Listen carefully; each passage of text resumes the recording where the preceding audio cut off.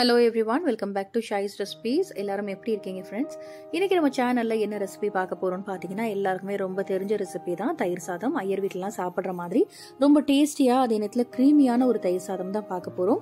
செய்யறது ரொம்ப ஈஸி, சூப்பரான ஒரு ஹெல்தியான ஒரு லஞ்ச் அப்படின்னு சொல்லலாம். இல்ல லஞ்ச் பாக்ஸ் ரெசிபி அப்படின்னு சொல்லலாம். வாங்க இப்போ வீடியோக்குள்ள போலாம். வீடியோக்குள்ள போறதுக்கு முன்னாடி மறக்காம நம்ம ஷாய்ஸ் ரெசிபி சேனலை சப்ஸ்கிரைப் பண்ணுங்க and பக்கத்துல இருக்க பெல் ஐகானையும் பிரஸ் பண்ணிக்கோங்க. இந்த வீடியோ ஃபுல்லா ஸ்கிப் பண்ணாம பாருங்க. ஃபர்ஸ்ட் நம்ம சாதம் ரெடி பண்ணிக்கலாம். ஃபர்ஸ்ட் வந்து நான் வந்து குக்கர்ல ரைஸ் வச்சு வச்சிருக்கேன். எப்பவும் வந்து நம்ம தண்ணி குக்கர்ல எவ்வளவு சேர்ப்போமோ அதோட 1/4 டம்ளர் கூட தண்ணி சேர்த்துக்கோங்க. அப்பதான் நல்லா வந்து சாஃப்டா அரிசி வேகும். அப்பதான் குழைவா ஓரளவுக்கு மசிச்சுக்க முடியும். நீங்க வந்து வடிச்சா கூட கொஞ்சம் குழைவா சாதத்தை வந்து வடிச்சுக்கோங்க. இப்ப கொஞ்சமா உப்பு சேர்த்துட்டு மிக்ஸ் பண்ணிக்கலாம். ஆல்ரெடி நான் உப்பு சேர்த்து தான் நான் வந்து குக்கர்ல ரைஸ் வச்சேன்.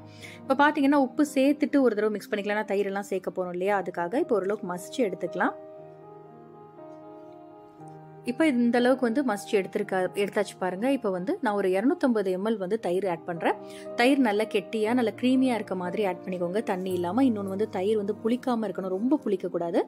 ஓரளவுக்கு புளிச்சா போதும். இப்போ தயிர் சேர்த்துட்டு ஓரளவு கலந்து விட்டுக்கோங்க. அதுக்கப்புறமா ஒரு 1.5 டம்ளர் அளவுக்கு பால் சேர்த்துக்கலாம். அப்பதான் அந்த தயிர் சாதம் நல்லா கிரீமியா வரும், சாப்பிடும்போது ரொம்ப நல்லா இருக்கும். இதை நல்லா மிக்ஸ் பண்ணிக்கலாம். இப்போ வந்து நீங்க மிக்ஸ் பண்ணதுக்கு அப்புறமே கொஞ்சம் கட்டியா இருக்கு அப்படின்னு நினைச்சீங்கன்னா கொஞ்சம் தண்ணி ஊத்தி இந்த அளவுக்கு மிக்ஸ் பண்ணிக்கோங்க. இப்படி அள்ளுனா இப்படி கொட்டுற மாதிரி இருக்கணும் ரைஸ். பாருங்க, இந்த அளவுக்கு இருந்தா தான் நல்லா இருக்கும் தயிர் சாதம். அதுக்கப்புறமா தாளிச்சிடலாம். ஒரு தாளிப்பு கரண்டியில ஒரு 2 டீஸ்பூன் அளவு ஆயில் சேர்த்திருக்கேன். அது சூடானதுக்கு அப்புறமா 1 டீஸ்பூன் அளவு கடுகு உளுந்து சேர்த்துக்கலாம். அதுக்கப்புறம் ஒரு 1 டீஸ்பூன் அளவுக்கு கடலைப்பருப்பு சேர்த்துக்கலாம். நிறைய பேர் கடலைப்பருப்பு சேர்க்க மாட்டாங்க, ஆனா சேர்த்தா ரொம்ப நல்லா இருக்கும். அப்புறம் காரத்துக்கு ஏற்ற மாதிரி வரமிளகா, அதுக்கப்புறம் சின்ன துண்டு இஞ்சி பொடியா கட் பண்ணிக்கோங்க.